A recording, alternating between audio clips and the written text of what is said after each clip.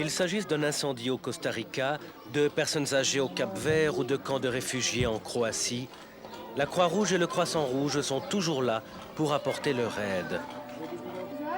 Plus de 150 sociétés nationales comprenant 125 millions de membres et de volontaires viennent en aide aux personnes les plus vulnérables dans le monde. C'est vraiment une immense organisation. La Croix-Rouge et le Croissant-Rouge sont les symboles vivants d'hommes et de femmes désireux d'aider leurs prochains, des symboles de la noblesse de l'esprit humain. La Croix-Rouge du Cap-Vert a relevé un défi pour voir aux besoins des plus vulnérables du pays. On soigne des enfants d'une catégorie sociale particulièrement exposée dans des crèches réparties dans tout le pays.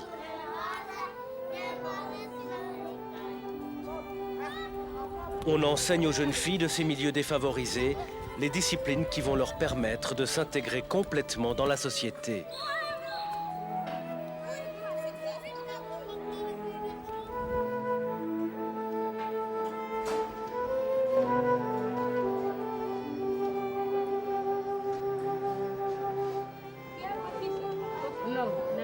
L'esprit altruiste s'exprime de différentes manières.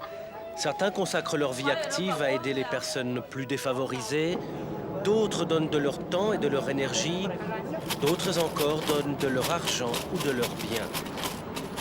Le développement des ressources, c'est cela, qu'il s'agisse d'argent, de marchandises, de services, de personnes ou de biens immobiliers, toute chose dont la société nationale a besoin, il faut toujours et encore trouver et rassembler des forces.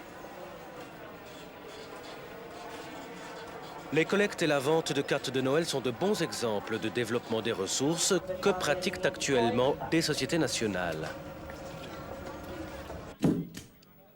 Les loteries, organisées par plusieurs sociétés nationales, dont la Croix-Rouge du Cap-Vert, ont fait la preuve de leur succès. D'autres exemples, les sections de la Croix-Rouge du Zimbabwe gèrent des activités lucratives, comme l'exploitation d'une boulangerie, et celle des Bahamas organise chaque année un bal très couru. Une des priorités du développement des ressources, c'est de s'assurer que les donateurs potentiels ont entièrement confiance.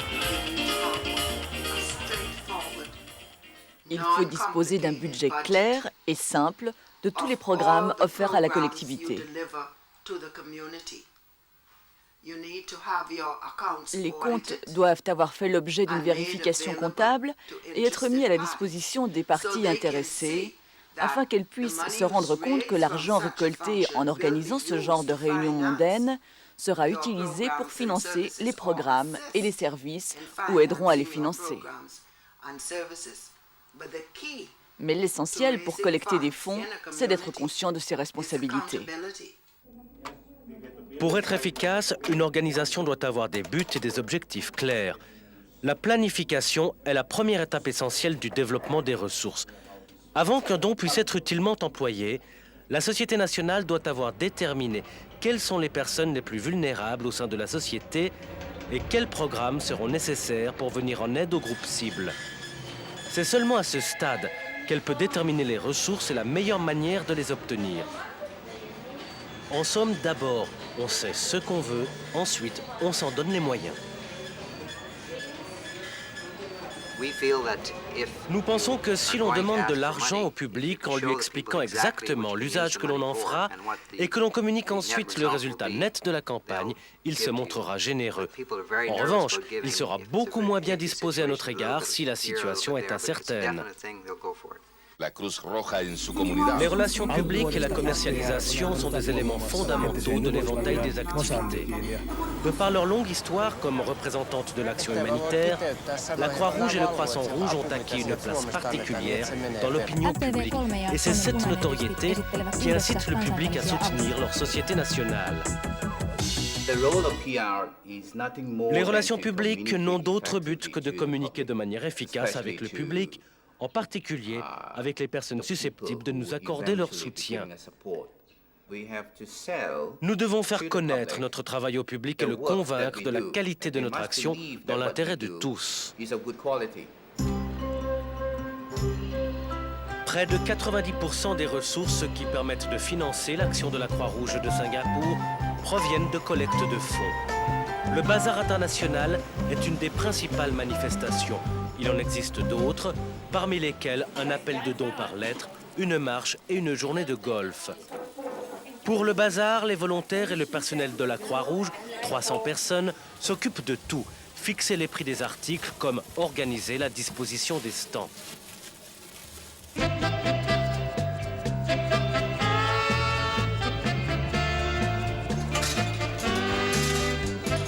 Le bazar, qui se tient sur le domaine de l'ambassade de Thaïlande, met l'accent sur le caractère international de la manifestation. Des pays du monde entier y sont représentés. L'ouverture est marquée par l'arrivée de la First Lady, l'épouse du Premier ministre de Singapour. Une quarantaine de stands vendent de tout, des vêtements traditionnels aux plats exotiques. La manifestation de 93 a reçu 1000 visiteurs et rapporté 90 000 $ de Singapour. Elle a donc remporté un grand succès.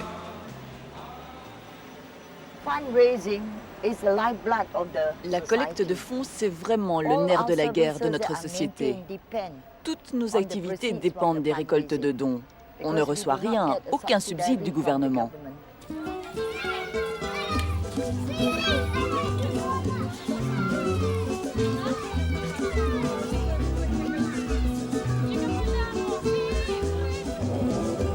La Croix-Rouge du Cap-Vert donne aux jeunes filles des catégories sociales vulnérables la possibilité de participer à des activités extrascolaires, ce qui les aide à mieux s'intégrer dans la société.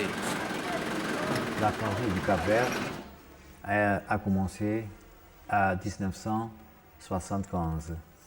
Et depuis cette date, on a toujours cherché une façon d'avoir une certaine indépendance financière pour qu'il soit possible à nous d'être réellement indépendants, comme dit les principes de la Croix-Rouge. Alors, l'État nous a donné la possibilité de faire le Totoloto. Et c'est le Totoloto qui nous donne cette possibilité, ce moment, de faire quelques activités qui sont très importantes pour nous. Au Cap-Vert, tout le monde connaît le Totoloto de la Croix-Rouge. Et chaque semaine, les villageois, comme les habitants de la capitale, Praia, tentent leur chance dans les boutiques, les cafés, les snack-bars et les restaurants. Le succès de cette activité s'explique en partie par la rapidité des opérations. Le joueur ne doit attendre qu'une semaine au maximum pour savoir s'il a gagné ou perdu. Les prix des gros lots sont soigneusement calculés et peuvent atteindre 15 millions d'escudos. Cette activité rapporte environ 90% des besoins financiers de la Société nationale. Le dimanche matin, la présence du jury lors du tirage permet de s'assurer que tout se passe dans les règles.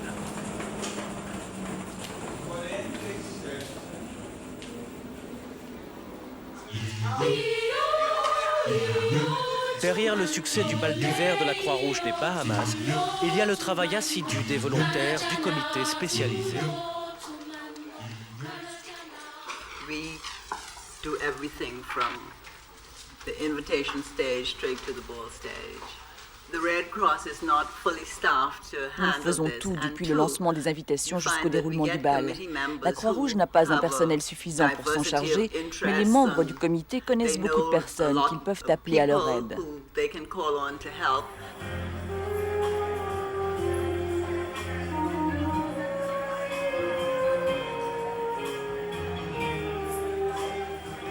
Le gouverneur général des Bahamas est l'invité de marque de la soirée. Sa présence attire l'attention de la presse locale et le public se rappelle de cette façon à nouveau l'existence de sa société nationale. Les billets d'entrée sont vendus 150 $ des Bahamas. La loterie organisée pendant le bal constitue une autre source de revenus. Au total, cette manifestation permet de récolter entre 50 et 70 000 $.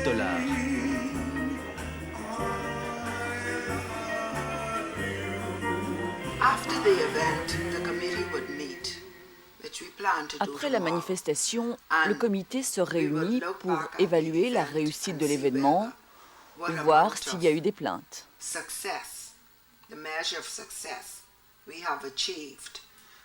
Whether there were complaints from patrons coming to the ball, what their concerns were. satisfaction is important. And we look at our cost. Il importe que chacun soit satisfait. Nous comparons nos dépenses à nos bénéfices et l'expérience de cette année nous servira pour organiser le bal de l'année prochaine. This year's experience in planning next year's ball. La semaine de la Croix-Rouge des Fidji est placée à l'enseigne du divertissement. Objectif, attirer un maximum de personnes et faire mieux connaître la société nationale. La Croix-Rouge propose des courses d'obstacles, des concerts et des activités de sensibilisation.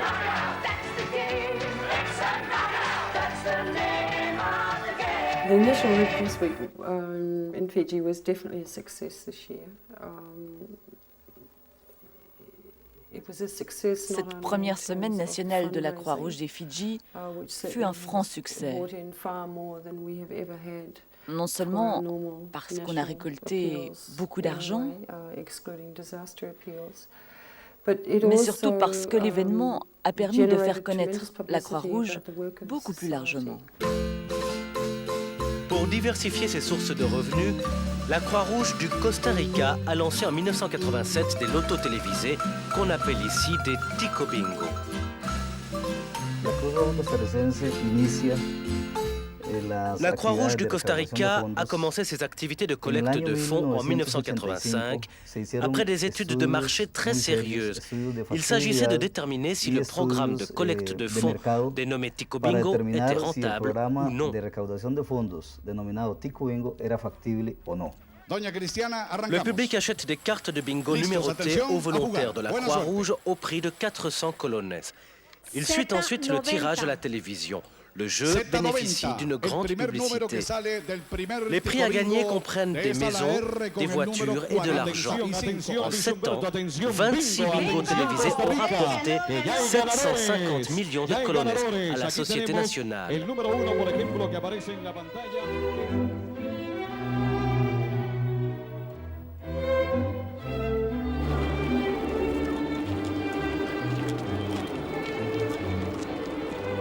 Les fêtes sont un moment privilégié de l'année où l'on aime faire des cadeaux. Les Finlandais éprouvent un plaisir évident à adresser leurs vœux sur des cartes de Noël de la Croix-Rouge. Dans un pays de 5 millions d'habitants, il se vend plus de 2 millions de ces cartes chaque année.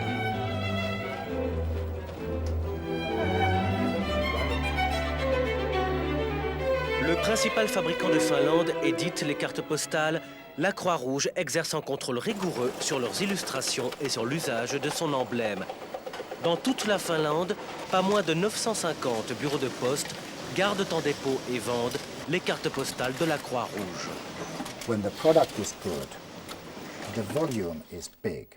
Quand le produit est bon et le volume important, le fabricant de cartes, de même que la Poste, touche de gros bénéfices.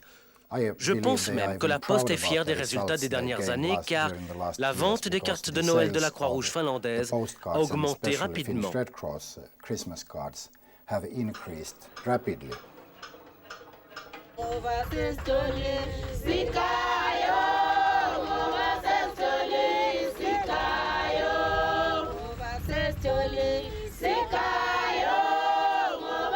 La Croix-Rouge du Zimbabwe s'est toujours efforcée d'accroître et de diversifier ses activités lucratives. Le moulin apporte non seulement un revenu vital à la collectivité, mais il lui fournit un service indispensable.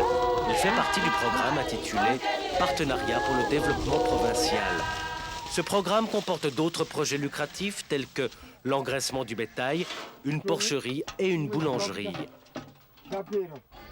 Ce programme, entrepris conjointement avec les sociétés nationales suédoises, danoises et norvégiennes, encourage les sections à mettre en œuvre des projets communautaires lucratifs.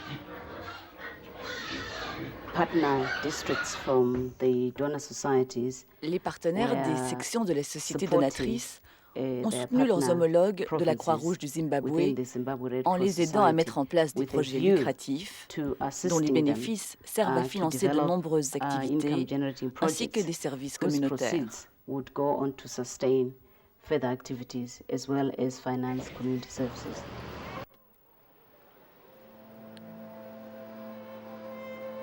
Pour tant de résultats, il y a une recette.